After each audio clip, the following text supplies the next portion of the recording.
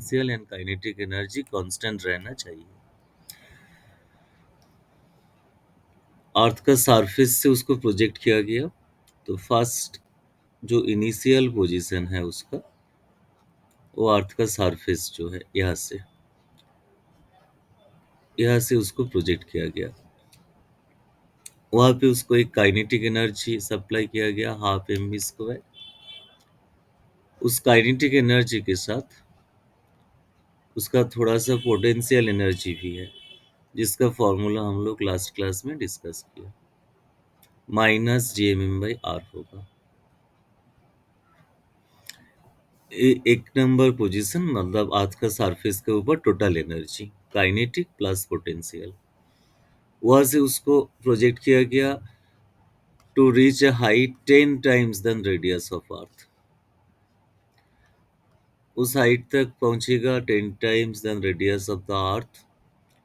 उसके बाद उसका काइनेटिक एनर्जी जीरो हो जाएगा, तो फाइनल पोजीशन में वहाँ पे काइनेटिक एनर्जी जीरो है, पोटेंशियल एनर्जी रहेगा, उसका वैल्यू होगा minus G M M by R plus H, मतलब जितना हाइट तक पहुंचा।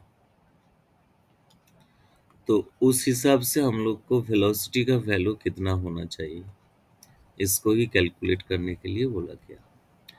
तो पहले एच जो है हाइट, उसका वैल्यू यहाँ पे पुट कर दो, 10 आर लिखा गया, to reach a height 10 R. So half mv square equals to minus gmm by 11r plus gmm by r, ऐसा कैलकुलेशन आ गया। सभी टर्म में स्मॉल एम है, सभी टर्म से तुम स्मॉल एम को दोनों साइड से कैंसिल भी कर सकते हो। अभी यहाँ पे कैलकुलेट करो, एलसीएम होगा 11r minus gm plus 11gm, मतलब जो मिलेगा v square by 2 equals to 10gm by 11r। So velocity होना चाहिए, v स्क्वायर का वैल्यू होगा 20gm बाई 11r, v होगा root square root of this value 20gm by 11r। So हमारा option सी जो है वो आंसर होगा। सो इसमें जो कॉन्सेप्ट अप्लाई हुआ, टोटल एनर्जी कोई भी पोजीशन में potential energy and kinetic energy constant रहेगा। इनिशियल पोजीशन में पहले हम लोग लिख लिया kinetic energy and potential energy. ऐसे ही फाइनल पोजीशन जहाँ पे पहुंचा, पहुंचने के बाद उसका वेलोसिटी जीरो हो गया, इसलिए वो और कोई हाइट तक नहीं जाएगा, तो वहाँ पे काइनेटिक एनर्जी जीरो हो गया, पोटेंशियल एनर्जी का एक्सप्रेशन हम लोग लिख लिया। इस हिसाब से आंसर हो जाएगा। कोई भी इस टाइप का प्रॉब्लम दिया जाए तो उसका answer kinetic energy and potential energy का टोटल वैल्यू कांस्टेंट रहेगा, इस कॉन्सेप्ट से ही आंसर होगा। नेक्स्ट प्रॉब्लम थोड़ा सा अलग कॉन्सेप्ट का, जिसका थोड़ा सा पार्ट नेक्स्ट चैप्टर में भी है, रोटेशनल मोशन में भी है। If the earth were to suddenly contract to half the present radius without any external torque acting on it, what would be the time of rotation of the earth? तो इसी situation में अर्थ का जो angular momentum होता है I into omega, this is called angular momentum, where I is moment of inertia, जिसका concept next chapter में है।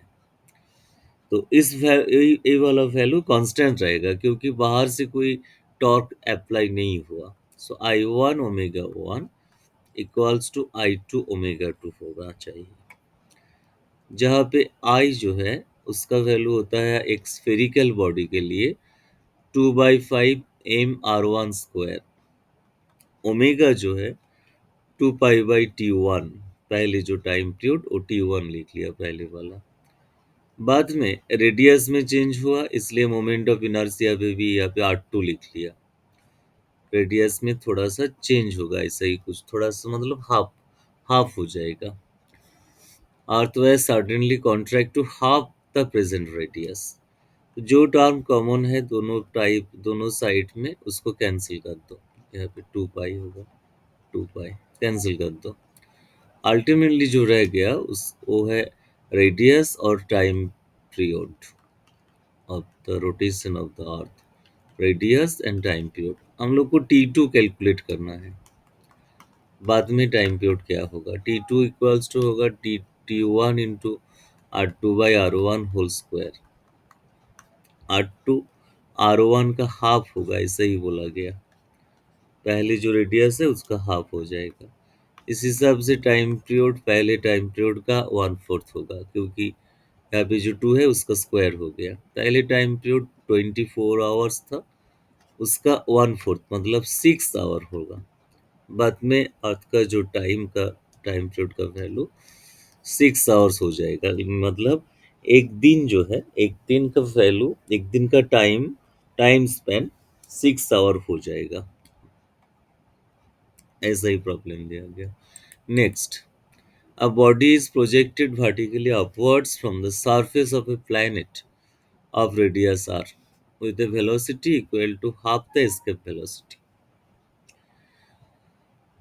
फर्स्ट आज का जो फर्स्ट प्रॉब्लम का हम लोग डिस्कस किया उस हिसाब से होगा। तो सरफेस से उसको प्रोजेक्ट किया गया, यहाँ से एक काइनेटिक एनर्जी है क्योंकि एक वेलोसिटी के साथ प्रोजेक्ट किया गया, वहाँ पे एक पोटेंशियल एनर्जी भी। पहले half M V square kinetic energy, वहाँ पे जो पोटेंशियल एनर्जी होगा -Jm/r। द मैक्सिमम हाइट कहाँ तक पहुंचेगा, इसको पूछा गया। मैक्सिमम हाइट में पहुंचेगा तो उसका वेलोसिटी 0 हो जाएगा, पोटेंशियल एनर्जी रहेगा उस हाइट में। So initial kinetic plus potential energy and the final kinetic and potential energy same लिख लिया मैंने। अभी इनिशियल वेलोसिटी जो बोला गया यहाँ पे, वो है एस्केप वेलोसिटी, जो इस जो वैल्यू होता है उसका half, VE/2, VE/2 escape velocity. ये वाला -Jmm/r, उसको साइड चेंज कर दो, कितना हाइट तक पहुंचेगा।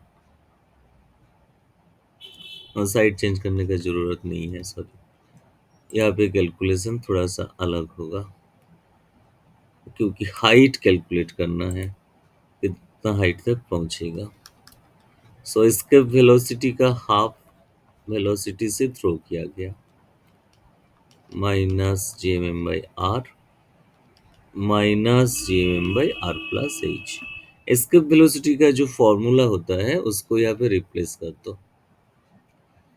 एस्केप वेलोसिटी का फॉर्मूला क्या होता है, √ऑफ 2Gm/r, ये फॉर्मूला होता है। यहाँ पे 2 है, उसका स्क्वायर होगा तो 4 आ जाएगा एक।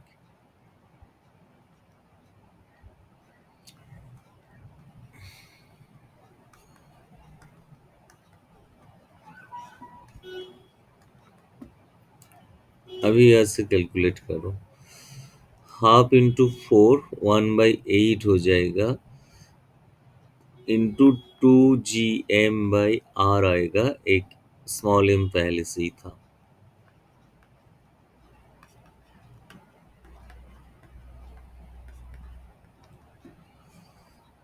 तो 1/4 Gm होगा। सभी टर्म में एक चीज कॉमन है, Gmm, उसको कैंसिल कर दो तो यहाँ पे आ जाएगा 1/4r, यहाँ पे ओनली 1/r, यहाँ पे 1/r+h। यहाँ से h का वैल्यू कैलकुलेट करना है। यहाँ पे सब्सट्रैक्शन होगा तो 4r एलसीएम होगा, यहाँ पे 1 लिखा जाएगा, यहाँ पे 4 लिखा जाएगा,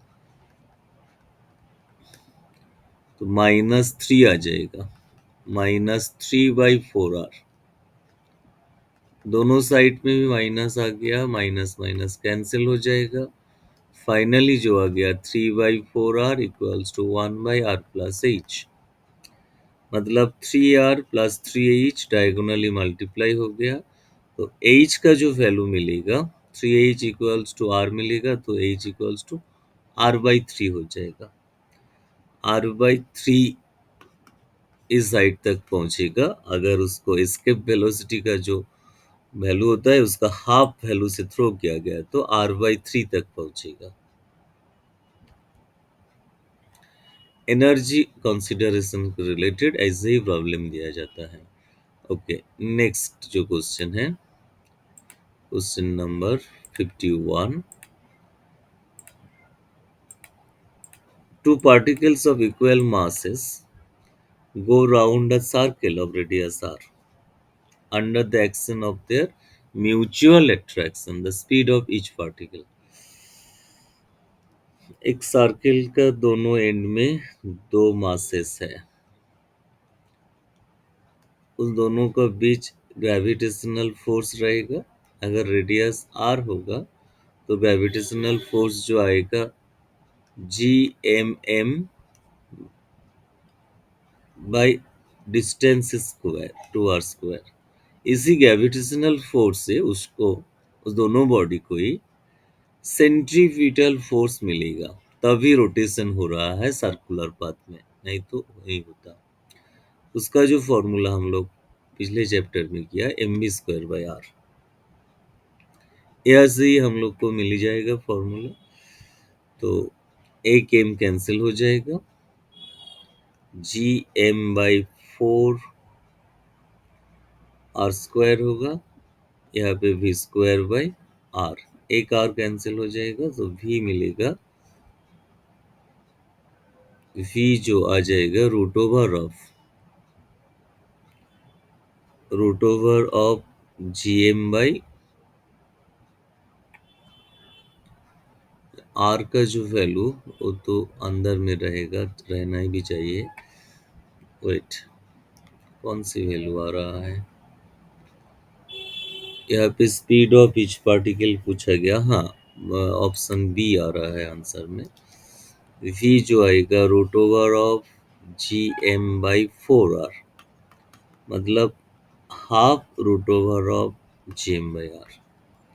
स्क्वायर रूट किया गया, यहाँ से स्क्वायर रूट करने में वेलोसिटी का वैल्यू, स्पीड का वैल्यू आ गया।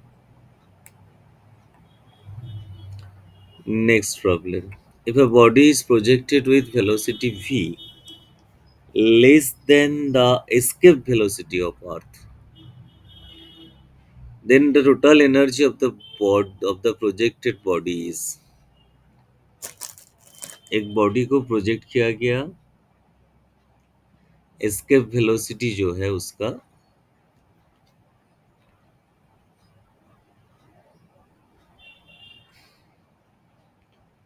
एस्केप वेलोसिटी का वैल्यू से कम कम स्पीड में प्रोजेक्ट किया गया, तो उसका टोटल एनर्जी कितना रहेगा? यहाँ पे सरफेस में जब रहेगा बॉडी, उसका, उसको जिस वेलोसिटी से प्रोजेक्ट किया गया उस हिसाब से काइनेटिक एनर्जी रहेगा, एक पोटेंशियल एनर्जी भी रहेगा। अगर इसी वेलोसिटी को हम लोग ऐसे लिख लेता हूँ, जो एस्केप वेलोसिटी का इक्वल वैल्यू से ही प्रोजेक्ट किया गया। एस्केप वेलोसिटी मतलब रूट ओवर ऑफ 2 gmm/r, तो उस वैल्यू को यहाँ पे पुट कर दो, एस्केप वेलोसिटी को। उसका तो है gm/r, सॉरी gmm नहीं, root over of g M/r। तो इस वैल्यू का स्क्वायर आएगा तो रूट हट जाएगा, इस वैल्यू को यहाँ पे पुट कर दिया। इसके वेलोसिटी का वैल्यू से थ्रो किया जाए तो टोटल एनर्जी 0 होगा, क्योंकि काइनेटिक एनर्जी जो मिल गया उतना ही पोटेंशियल एनर्जी सरफेस में होगा। तो एग्जैक्ट एस्केप वेलोसिटी से थ्रो किया जाए तो टोटल एनर्जी 0 होगा, लेकिन उसका कम, उसका लेस देन एस्केप वेलोसिटी से थ्रो किया गया, मतलब ए वैल्यू जो है काइनेटिक एनर्जी, वो पोटेंशियल एनर्जी से कम रह जाएगा। इसका मतलब नेगेटिव जो पार्ट है वो ज़्यादा रहेगा, तो इसके लिए टोटल एनर्जी नेगेटिव रहेगा अगर एस्केप वेलोसिटी का ज़्यादा कम वैल्यू से तो उसको थ्रो किया जाए, तो टोटल एनर्जी नेगेटिव रहेगा। एक आसान थियोरेटिकल क्वेश्चन है यहाँ पे, If a satellite is projected with escape velocity, then the path of satellite will be, escape velocity से थ्रो करने के बाद पैराबोलिक पाथ में मूवमेंट होता है सैटेलाइट का, क्योंकि उसका टोटल एनर्जी जीरो हो जाए तो वो कोई क्लोज पाथ नहीं फॉलो करेगा। इस कॉन्सेप्ट को याद रखना। इसके वेलोसिटी से थ्रो किया जाए तो टोटल एनर्जी जीरो आ जाएगा। पिछले वाला क्वेश्चन में हम लोग देख लिया। अगर कोई बॉडी को इसके वेलोसिटी से थ्रो किया जाए तो उसका potential plus kinetic energy zero आ जाएगा। इसके वेलोसिटी से कम रहेगा तो टोटल एनर्जी नेगेटिव रहेगा। इसके वेलोसिटी से ज़्यादा वेलोसिटी हो तो टोटल एनर्जी पॉजिटिव आ जाएगा। अगर कोई भी बॉडी कोई भी क्लोज पाथ में मूव करना चाहे तो उसका टोटल एनर्जी नेगेटिव होना चाहिए। नेगेटिव होगा तो क्लोज पाथ में मूव करेगा। जैसे हमारा अर्थ और ये अदर्स प्लैनेट भी, जो इलिप्टिकल पाथ एक क्लोज पाथ में मूव कर रहा है, क्लोज पाथ, ओपन पाथ नहीं, क्लोज पाथ में, क्योंकि इस सभी बॉडी को total energy less than zero है, नेगेटिव है, पोटेंशियल एनर्जी ज़्यादा है, काइनेटिक एनर्जी कम है। इसलिए इलिप्स, सर्कल, ये वर्ड इलिप्स होगा, एक्लिप्स नहीं। इलिप्स, सर्कल और स्पाइरल और कोई क्लोज पाथ में मूवमेंट होगा। पैराबोला जो है वो कोई क्लोज पाथ नहीं है। पैराबोला ऐसे ऐसा होता है, ऐसा, इसका कोई एंड नहीं है। तो पैराबोलिक पाथ किसी सिचुएशन में होगा जब एनर्जी जीरो और ग्रेटर देन जीरो होगा, मतलब पॉजिटिव एनर्जी आ जाएगा। उस टाइप का बॉडी का मूवमेंट पैराबोलिक पाथ में होता है। तो हमारा ये वाला आंसर पैराबोला होगा। Okay, next. The earth radius is r, acceleration due to gravity is का small g value. If a body of mass m from the uh, falls from height at this from earth's surface, is potential energy decreased by। तो हम लोग को potential energy पहले वाला जो formula हम लोग सीखा था वो फॉर्मूला यहाँ पे नहीं चलेगा। ग्रेविटेशनल सिस्टम में पोटेंशियल एनर्जी के लिए फॉर्मूला है minus G M M by R. R मतलब कौन सी हाइट में है। तो यहाँ पे पहली जो एनर्जी है minus G M M by height जो है वो आर बाई 5, स्मॉल आर जो है वो अर्थ से सेंटर से डिस्टेंस, मतलब अर्थ का रेडियस प्लस हाइट। तो यहाँ पे हाइट का वैल्यू आर बाई 5 लिखा गया। तो उसका टोटल एनर्जी, पोटेंशियल एनर्जी कितना आ रहा है, इसको ऐड करोगी तो यहाँ पे आ जाएगा -5 GMM/6R, ऐसा वैल्यू आ जाएगा। इनिशियल पोटेंशियल एनर्जी है। बाद में अर्थ का सरफेस के ऊपर आ गया वो बॉडी, तो उसका पोटेंशियल एनर्जी सरफेस में क्या होगा, सरफेस में -GMM/R होगा, क्योंकि हाइट जीरो है। कोई हाइट उसमें, हाइट अभी जीरो हो गया, अर्थ का सरफेस के ऊपर आ गया। इसका मतलब ऐसा एक प्रॉब्लम दिया गया, एक हाइट में था इनिशियली, जो हाइट है R/5, बाद में वो इनिशियली एक नंबर पोजीशन में था R/5 हाइट में, फाइनली आ गया यहाँ पे अर्थ का सरफेस के ऊपर। तो एनर्जी का चेंज कितना होगा, तो फाइनल माइनस इनिशियल करो, फाइनल माइनस JM/R, इनिशियल जो था -5 GMM/6R। अभी इसका सब्सट्रैक्शन करो। सब्सट्रैक्शन करने में बहुत आसान चीज़ है। GMM/R वो तो कॉमन चीज़ है। यहाँ पे -1 माइनस माइनस प्लस 5/6 आ जाएगा। इसको कैलकुलेट करने में हमारा सब्सट्रैक्शन हो जाएगा। तो सब्सट्रैक्शन करने में जो आएगा -6 + 5 ऊपर में आएगा, नीचे में यहाँ पे 6 आएगा, ऊपर में -1 आएगा, तो -1 आएगा। इसका मतलब एनर्जी का जो चेंज होगा डिक्रीज बाय, डिक्रीज हो रहा है एनर्जी कितना एनर्जी डिक्रीज हो गया, इसको ही पूछा गया। तो इसका तो आंसर आ रहा है, हाँ ठीक है, उसका तो आंसर आ रहा है यहाँ पे -Gmm/6R, ऐसा कुछ आंसर आ रहा है। इस आंसर को स्मॉल जी उस हिसाब से उस वहाँ पे लिखा गया, स्मॉल जी का हिसाब से लिखा गया। अभी जो मिल गया उसको पहले लिख लेता हूँ यहाँ पे। डिक्रीज जितना हो गया एनर्जी में, जितना एनर्जी डिक्रीज हो गया वो आ गया -Gmm/, change in potential energy -Gmm/6R, ऐसा कुछ आ गया, -Gmm/6R। अभी इसको ऑप्शन में जैसे टर्म लिखा हुआ है उस हिसाब से एक्सप्रेस करना चाहिए। पहले जी एम जो है उसको मैं रिप्लेस कर सकता हूँ GR² से, GR², तो जो आ जाएगा वो है -mgr/6, ऐसा आएगा। बाद में हाइट जो है उसका हिसाब से आंसर को रिप्लेस करना है। हाइट लिखा हुआ है r/5, तो r इक्वल्स टू 5h लिख सकते हो यहाँ पे। r जो है उस पोजीशन में 5h लिख दो, तो फाइनली 5/6 mgh, ऐसा एनर्जी चेंज होगा, 5/6 mgh, ऐसा इस वैल्यू का एनर्जी चेंज होगा, 5/6 mgh।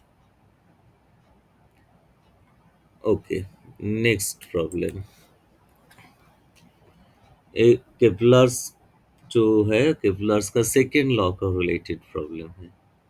Kepler's second law, if a mass a is the aerial velocity of the planet,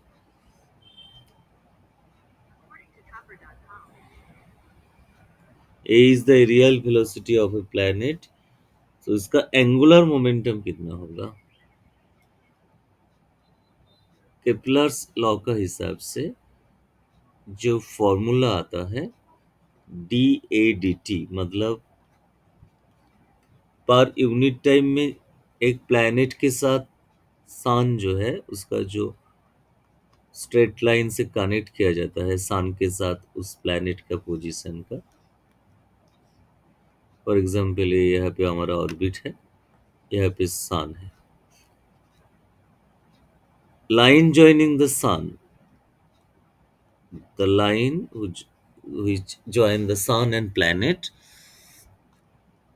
जब प्लैनेट का रोटेशन हो रहा है इस लाइन का भी रोटेशन हो रहा है, पर यूनिट टाइम में कितना एरिया कवर करेगा वो लाइन, उसको ही कहता है एरियल वेलोसिटी।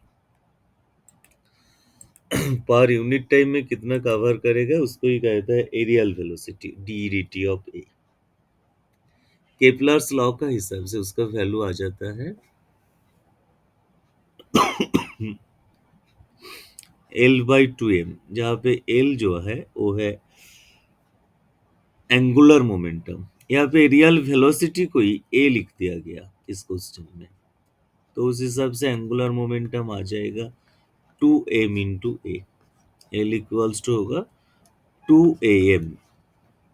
ये वाला केपलर सेकेंड लॉ का क्वेश्चन है, second law of Kepler's planetary motion. Question 56, work done in raising a body of mass m from surface of earth height equal to the radius of the earth is given। दोनों position के बीच जो potential energy का, total energy का change होगा वही work done होगा। So work done equals to change in energy. कौन सी पोजीशन बोला गया? From the surface of earth to the height equal to the radius of earth, ऐसा पोजीशन चेंज हुआ, तो कितना वर्क डन होना चाहिए? तो पहले वाला पोजीशन था अर्थ का सरफेस में यहाँ पे, तो वहाँ पे जितना पोटेंशियल एनर्जी होगा उसका फॉर्मूला है -Jmm/r। कुछ हाइट तक उसको रेज किया गया। हाइट कितना है? हाइट अर्थ का रेडियस का इक्वल ही है। तो सेकेंड जो पोजीशन है वहाँ पे पोटेंशियल एनर्जी कितना होगा? -Gmm/r+h। यहाँ पे h अर्थ का रेडियस का इक्वल दिया गया। तो कितना पोटेंशियल एनर्जी में चेंज हुआ उतना ही वर्क डन होगा। तो इस चेंज को कैलकुलेट करो -Jmm/2r के साथ, जो u2 है पोटेंशियल एनर्जी के साथ इनिशियल पोटेंशियल एनर्जी का डिफरेंस कैलकुलेट करना है। इस सब्सट्रैक्शन को कंप्लीट करो तभी आंसर समझ पे आ जाएगा। यहाँ पे माइनस माइनस प्लस हो जाएगा वो वैल्यू। Gmm/r से सब्सट्रैक्शन हो रहा है Gmm/2r। सब्सट्रैक्शन करने में जो मिलेगा वो प्लस Gmm/2r मिलेगा। अभी Gm जो है उसको Gr² लिख सकते हो, बहुत बार अप्लाई हुआ इसी चैप्टर में, क्योंकि small g equals to capital Gm/r²। ऐसा एक फॉर्मूला हमारा अवेलेबल था पहले से ही। इसको कैंसिल करो तो आंसर आ जाएगा mgr/2। mgr/2 ऐसा आंसर आ जाएगा। ऐसा ही कुछ आंसर है यहाँ पे देखो। हाँ, mgr/2। तो ग्रेविटेशन का जितना प्रॉब्लम था सभी प्रॉब्लम हो गया। दो चार प्रॉब्लम इस टाइप का ही है इसलिए मैंने छोड़ के रखा। तुम कोशिश करोगी तो आंसर नहीं आएगा, नहीं मैच करेगा तो मैं मेरे को बाद में बोल सकते हो। तुम जो भी डाउट रहेगा बाद में भी बोल सकते हो। तो ग्रेविटेशन का कॉन्सेप्ट अभी खत्म हो गया। इसके बाद कौन सी चैप्टर स्टार्ट होगा? रोटेशनल मोशन जो है उसको कर सकते हो, रोटेशनल मोशन भी कर सकते हो, और वो भी इम्पोर्टेंट चैप्टर है। और एक चैप्टर लास्ट में है जो ऑसिलेशन वेव, वो पार्ट भी इम्पोर्टेंट है।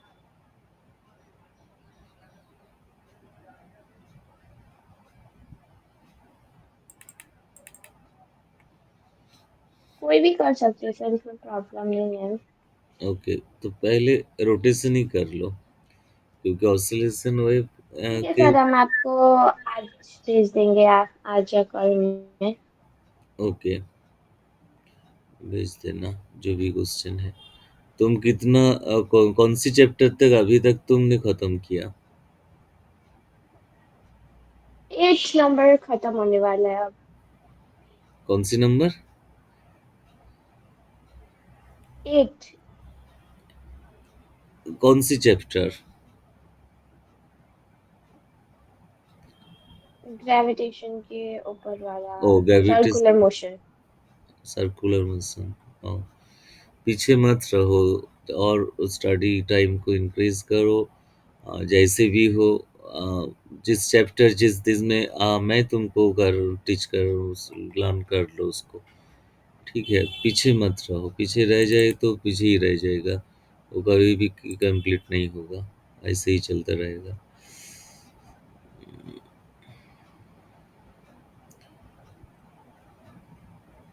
Okay sir. ओके, तो रोटेशन का जो कॉन्सेप्ट है आज स्टार्ट करो क्या? कल कर लेंगे ना सर, हम्म, परसों आई मीन ठीक है, देखता हूँ। वेडनेसडे। कल जब हाँ सर। कल अगर टाइम मिलेगा तो मैं तुमको बोलूँगा, नहीं तो परसों ही हाँ होगा। हाँ सर। ओके, ठीक है। ठीक है सर। ठीक है, बाय सर। बाय।